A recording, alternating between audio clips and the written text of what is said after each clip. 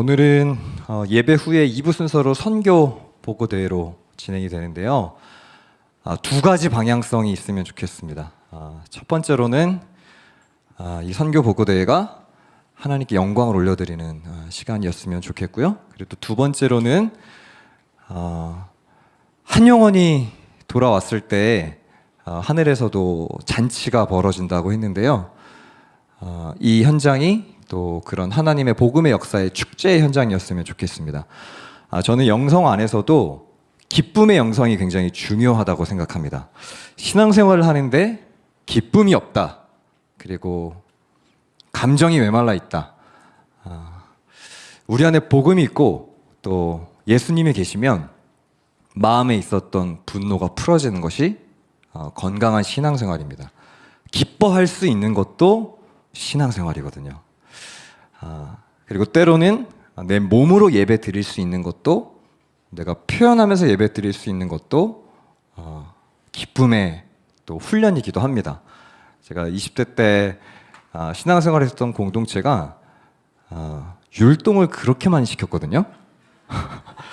정말 싫었어요. 저도 율동을 왜 이렇게 시키는 거야? 싱글벙글을 왜 이렇게 시키는 거야? 근데 그때 그 목사님이 그 얘기를 하시더라고요. 그 목사님의 개인적인 적용이에요. 율동은 자아의 죽음이다. 내가 죽는 시간이다. 그래서 농담으로 하신 얘기인데요. 제가 그때 한없이 막 진지했거든요. 그래서 마음속에 좀 긴장을 풀고 하나님이 주시는 기쁨 안에서 그 기쁨의 결대로 찬양할 수 있는 거. 좀 몸이 부족해. 다윗도 장막이 들어올 때 기쁘게 춤추면서 이렇게 찬양했잖아요. 저는 우리 이청년부가 복음 안에서 좀 자유하셨으면 좋겠습니다.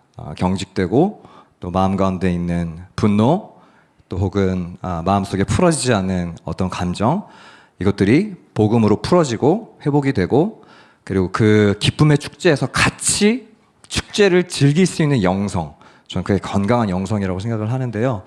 오늘 이 보고대가 그런 현장이었으면 좋겠고, 특별히 오늘 좀 잠깐 여러분과 나눌 말씀은 사도행전 28장 마지막 본문을 의도적으로 좀 택했습니다. 선교 이후에 우리의 삶에서 여전히 이 복음의 영향력이 이어져 가야 될 텐데, 저는 오늘 이 사도 바울의 마지막 여정에 담겨있는 28장 본문을 좀 보면서 이제 우리의 삶에서 어떻게 이 복음적 삶을 살아낼 것인가, 선교적 삶을 살아낼 것인가, 좀 이 이야기를 여러분과 좀 나누고 싶습니다. 바울은 사도행전 9장에서 결정적인 회심을 하고 나면서부터 1차, 2차, 3차 마지막 전도행, 이제는 다시 돌아올 수 없는 마지막 선교 여정을 오늘 본문에서 마무리 짓는 모습을 우리에게 보여줍니다. 저는 사도 바울의 인생을 한 문장으로 표현하자면 열매가 땅에 떨어져서 그 땅에 떨어진 그 열매가 다시 이렇게 씨가 다시 나무로 이렇게 자라나잖아요. 저는 사도 바울의 인생을 땅에 떨어진 인생이라고 표현을 하고 싶어요. 사도 바울은 늘 어느 현장에 있든지 또 어떤 교회에 가든지 항상 땅에 떨어진 인생을 살았습니다. 나무 가지 끝에 매달려서 썩는 인생이 아니라, 열매도요 어느 정도 이렇게 무르익으면 따거나 떨어져야 됩니다. 안 그러면 그 나무 가지 끝에 매달려 있어서 이렇게 흉측하게 썩어 들어가요. 떨어져야 합니다. 땅으로 떨어져서 그 씨앗이 다시금 땅에 뿌리를 내리고 다시 열매 맺고, 우리의 이 선교 여정도 마찬가지 아니었습니까? 사실 우리에게 있어서는 선교라는 워딩을 저희는 썼지만, 사실 저는 곰곰이 그런 생각도 해봅니다. 이걸 선교라는 단어를 쓰는 표현이 맞을까? 왜냐하면 저희가 방문했던 교회들은 다 오랜 시간 동안 그 로컬 처치였단 말이죠. 그 지역에서 오랜 시간 동안 많은 복음의 선배들이 눈물 흘리고 씨앗을 뿌리면서 이미 하나님이 역사해 오신 현장입니다. 사실 우리는 고작 이틀 다녀왔어요. 사실 우리가 뭔가 도움을 주었다라고 표현하기에도 민망할, 그리고 그 이틀의 시간 동안 우리가 어떤 뭐 판도를 바꿀 만한 사역을 했다거나 그런 거라기보다는 제가 선교팀에게도 늘 그런 말씀을 드렸었거든요. 우리는 이 하나님의 선교에 초대되어 있다. 하나님이 일하고 계신 이 현장에 우리는 초대받아서 하나님의 일하심을 보는 자리가 이번 일정이다. 그래서 조금 부족했어도, 조금 우리가 모자랐어도 그 현장에는 어떠한 영향력도 미칠 수 없습니다. 이 선교는 저와 여러분이 하는 게 아니니까요. 우리가 하는 선교가 아니었기 때문에 하나님은 우리와 상관없이 일하고 계신 분이고요. 이전부터 목사님들을 통해서, 사모님들을 통해서, 거기 있는 지역교회 성도님들을 통해서 신실하게 역사하고 오셨기 때문에 뭐 우리의 조금 모자람과 연약함이 이 하나님의 큰 선교의 물줄기에 영향을 미칠 수는 없습니다. 그저 모든 것이 다 하나님이 하셨고 하나님의 영광을 올려드리는 것밖에는 우리가 할 것은 없는 것이죠. 오늘 이 바울도 철저히 이 하나님의 선교에 순종하며 살아냈던 사람입니다. 그럼 대체 이 바울의 선교가 어떻게 가능했는가? 저는 좀 오늘 뒤에 보고될 순서가 있어서 좀 짧게 한 2가지 포인트만 좀 나누고 싶은데요. 첫 번째로는 하나님의 선교는 동역의 힘으로 이루어집니다. 하나님의 선교는 바울 혼자 한 것이 아니었어요. 동역자들의 동역의 힘으로 이루어졌습니다. 28장 16절. 우리가 로마에 들어가니 바울에게는 자기를 지키는 한 군인과 함께 따로 있게 허락하더라. 이 마지막 로마로 가는 여정의 이제 선교 이 동선인데요. 이때 28장 16절에 보니까 우리가라고 하는 표현을 복수 형태를 쓰고 있어요. 지금 바울은 혼자가 아니었습니다. 로마로 들어가는 그런 상황 속에서도 혼자가 아니었어요. 자, 그러면 대체 누가 함께 했는가? 27장 2절에 그 힌트가 담겨져 있습니다. 우리 27장 2절 말씀을 같이 한번 한 목소리 읽어볼까요? 같이 읽습니다. 시작. 아시아 해변 각 처로 가려하는 아드라 무테노 배에 우리가 올라 항해할세 마게도냐의 데살로니가 사람 아리스다고도 함께하니라. 아리스다고가 지금 함께했다고 기록하고 있습니다. 이 아리스다고는 데살로니가 사람으로 사실 주목할 것이 없는 아주 평범한 사람이었어요. 사실 이 아리스도가 처음으로 동행했던 등장하기 시작된 점은 에베소 교회에서부터 시작됐습니다. 사도행전 20장에 보면 에베소 교회의 마지막으로 사도 바울이 고별 설교를 합니다. 나 이제 예루살렘으로 들어간다. 이제 마지막 선교 여정을 간다. 정말 감동적인 설교를 마치고 나서 사도행전 20장 22절에서 24절까지 제가 한번 읽어보겠습니다. 보라, 이제 나는 성령에 매여 예루살렘으로 가는데 거기서 무슨 일을 당하는지 알지 못한다. 오직 성령이 각성해서 내게 증언하여 결박과 환난이 나를 기다린다 하시나. 여기 한번 같이 읽어볼까요? 함께 읽습니다. 내가 달려갈 길과 주 예수께 받은 사명 곧 하나님의 은혜의 복음을 증언하는 일을 마치려 하면은 나의 생명조차 조금도 귀한 것으로 여기지 아니하노라. 이 마지막 에베소 교회의 유언과도 같은 말씀을 선포했을 때 사람들은 다 슬퍼했습니다. 야, 바울이 이제 진짜 가는구나. 아쉽다. 사실 여기까지만 해도 사실 뭐 충분하지 않습니까? 뭐 예를 들면 뭐 제가 이청년부를 사임합니다. 그러면 만약에 마지막 고별 메시지에 지금까지 받은 데 너무 감사했고 이제 다음 사명지로 저는 갑니다 라고 했을 때 누군가가 울어준다면 그것만으로도 제 마음은 충분하지 않을까요? 근데 어떤 한 사람이 목사님 못 보냅니다.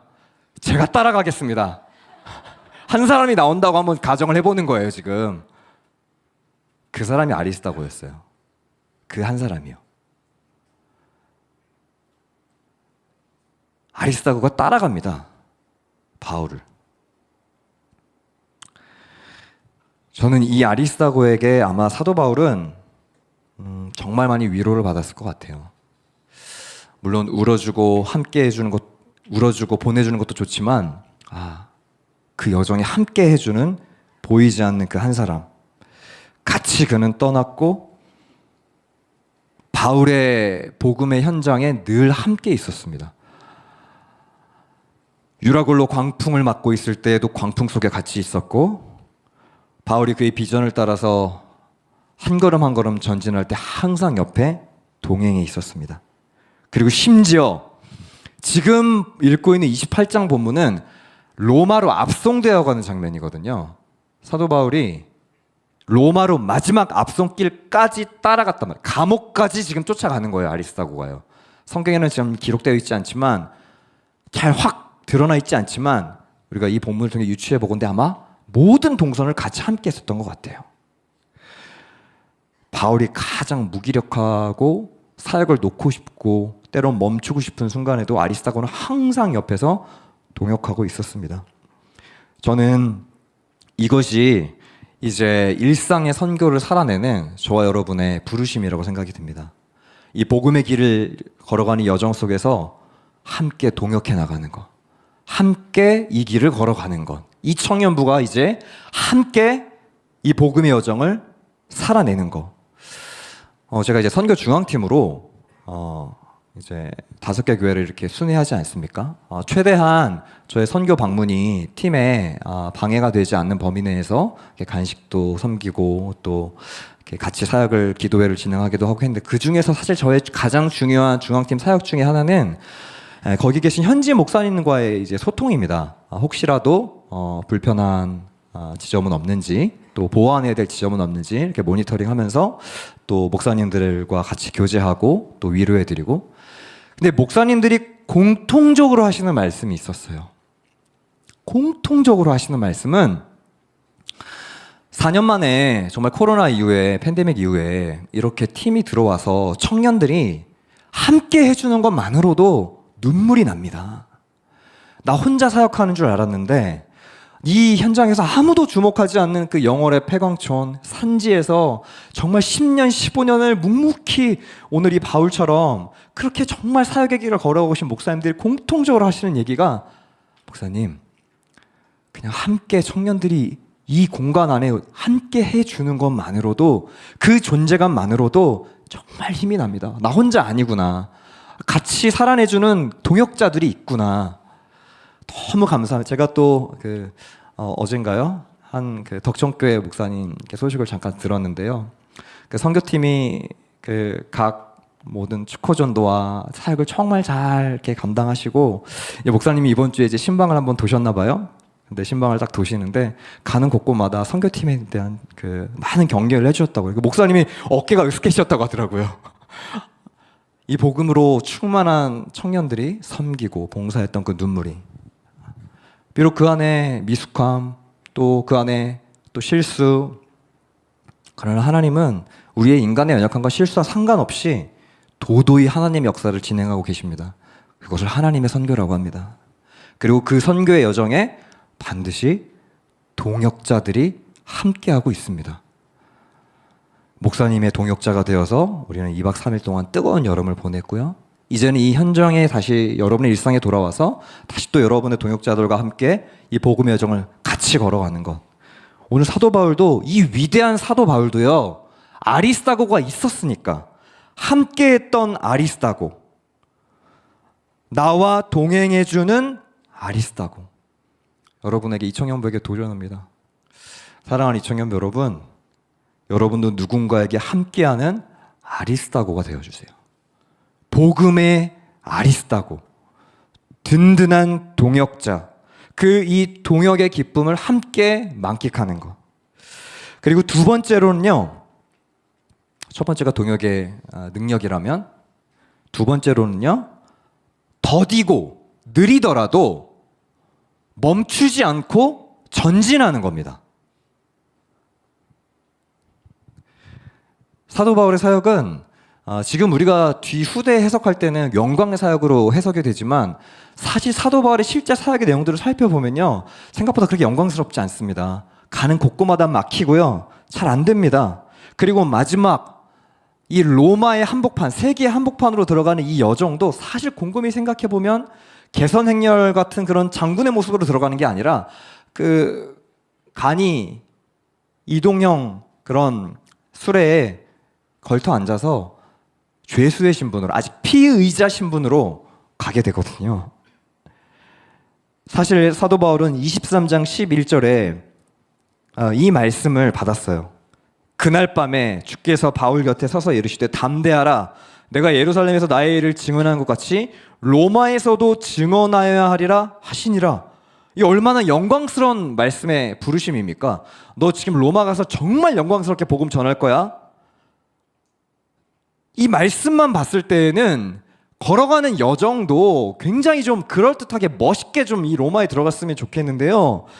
사도 바울은 죄수의 신부로 들어간단 말이에요. 하지만 사도 바울은 이 초라한 길 위에서도 더디고 느리더라도 거침없이 로마를 향해서 전진하고 있습니다. 사랑하는 여러분, 그리스도의 길을 함께 걸어간다는 것은 후에 해석될 때는 영광스러운 길이지만 십자가의 길을 걸어갈 수밖에 없는 필연적인 부르심이 우리 앞에 놓여져 있습니다. 오늘 사도 바울은 죄수의 신분으로 로마로 들어갔어요. 그리고 가택 연금 상태에서 복음을 전합니다. 그리고 오늘 30절과 31절을 보면 바울이 온 이태를 자기 셋집에 머물면서, 아직 피의자 신분이었기 때문에 그래도 비교적 이 자신이 거주지를 정할 수 있는 셋집, 자기가 실제로 비용을 들여서 자비량으로 한 거처를 정해서 복음을 전합니다. 하지만 연금 상태였기 때문에 집 밖을 나갈 수는 없는 상황이었어요. 사실 결론만, 팩트만 얘기하면 사도 바울은 지금 죄수의 신분으로 셋방에 갇혀서 어디에도 움직일 수 없는 상태로 복음을 전하고 있는 겁니다. 사랑하는 이청년부 여러분, 오늘 이 복음은 아주 더디고 느리더라도 천천히 전진하고 있었습니다. 사도 바울의 그 뜨거운 심장과 가슴에 담겨서요. 비록 죄수의 신분이어도, 비록 결박당하고 밖으로 나갈 수 없어도 그 안에 있는 복음은 그의 인생을 가두어둘 수 없었습니다. 저는 이것이 우리 이청년부가 이 선교 이후에 가야 될 방향이라고 생각합니다. 사랑하는 여러분, 우리 인생은 생각보다 짧습니다. 영원하지 않은 것들에 인생을 던지며 살아가기에 우리의 인생은 너무 짧습니다. 그리고 그 영원한 것에 가치를 두면서 영원하지 않은 것들을 포기하는 인생은 그 누구보다도 가치 있는 인생을 살아가게 됩니다. 오늘 이 더디고 느리더라도 천천히 이 복음을 향해 전진하고 있는 사도 바울의 심장을 우리의 심장 가운데 기름 부어 달라고 기도하는 시간이었으면 좋겠고요. 오늘 이 보고대회가 이 결단의 시간이었으면 좋겠습니다. 말씀을 좀 정리하고 싶습니다. 사도행전 28장은 사도 바울의 마지막 그 최후를 기록하고 있지 않아요. 사도 바울이 어떻게 죽었는지 아십니까? 이제 참수형으로 이제 목이 잘려서 죽게 되는데요. 사도 바울의 마지막 최후를 이 사도행전을 기록한 누가는 기록하고 있지 않습니다. 마치 복음을 전하다가 이 이야기가 갑자기 뚝 끊어지는 것처럼 28장이 딱 끝이 나요. 그래서 그 다음 어떻게 되는 거야? 그 다음 뭐 어떻게 되는 거야? 제가 누가였으면 29장을 써내려가고 싶은 충동이 있었을 것 같아요. 성령님의 계시를 누가에게 막 부어주고 계실 때 29장을 적고 싶었을 것 같아요. 그러나 성령 하나님은 누가의 펜을 멈추십니다. 거기서 멈춰라. 거기서 펜 놔라. 이거는 많은 이 학자들이 이 사도행전이 미완결의 행전으로 끝나는 이유는 이제 29장을 써내려가고 싶은 충동을 독자인 우리에게 돌리는 것이라고 보통 이야기를 많이 합니다. 그래서 뭐 액츠 29 이런 말 많이 들어보시지 않습니까? 이 이야기는 끝나지 않는 단편처럼 마무리되는 것 같지만 이제 이 바톤은 2000년의 시간과 공간을 가로질러서 교회가, 그리고 여러분이 이 부르심의 사명 앞에 서 있습니다. 그리고 저도 마찬가지고요. 그래서 이 이야기를 누가는 여러분의 일상에 지금 던져내는 겁니다. 여러분의 일상에 이 삶의 이야기를, 스토리를 던지는 거예요. 이제 써내려가라. 이제 너희들의 이야기여야 한다. 그러면서 28장 31절 하나님의 나라를 전파하며 주 예수 그리스도에 관한 모든 것을 담대하게 거침없이 가르치시더라. 가르치더라. 여기서 개역개정에는 가르치더라로 이 문장이 끝이 나는데 헬라어 원문을 보면 대단히 중요한 한 단어로 끝이 납니다. 아클로투스라는 단어로 끝이 나요. 거침없이 가르치더라. 이 뜻은 원어로는 더 선명하게는 방해를 받지 않고, 복음을 전하는데 방해를 받지 않고 거침없이 전하더라. 그리스도인으로 살아가는데 거침없이 방해를 받지 않고 살아가더라. 이 당시 로마는 네로가 다스리고 있는 시대였단 말이에요. 우리의 지금 이 시대와 살아가는 외력과는 비교할 수 없을 정도로의 압박과 엄청난 압력이 그리스도인들을 짓누르고 있을 때였습니다.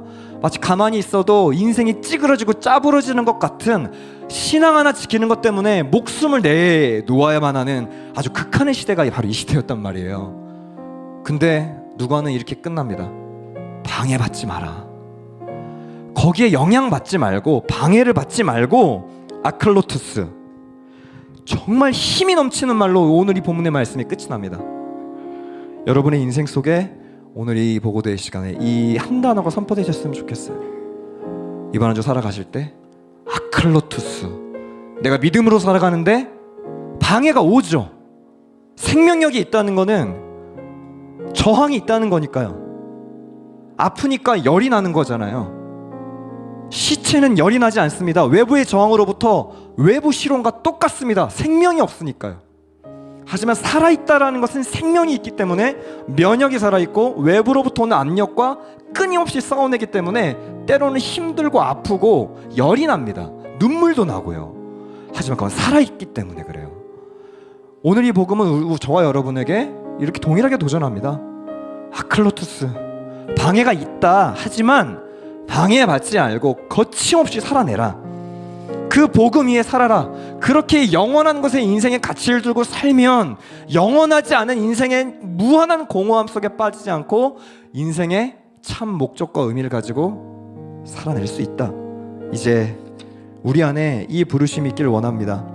변하지 않는 그 그리스도의 사랑, 그 사랑의 복음이 우리에 깊이 채워지고, 이제 남은 사도행전의 29장의 남은 스토리는 이제 여러분의 이야기로 채워가시고 이 사명을 위해서 전진하는 우리 이청년부 2학기는 정말 거침없이 담대하게 더디고 좀 느리더라도 하나님 앞에 그 한 걸음을 끙끙거리면서라도 한 발자국을 내딛고 말씀을 한번 내 삶에 깊이 한번 씨름해 보면서 못 살아도 괜찮으니까요 살아보겠다라는 고뇌가 있는 이청년부. 그래서 그 복음의 부르심 앞에 선명하게 반응하고 거침없이 나아가는 그런 우리 이청년부가 되시기를 주님의 이름으로 축원합니다.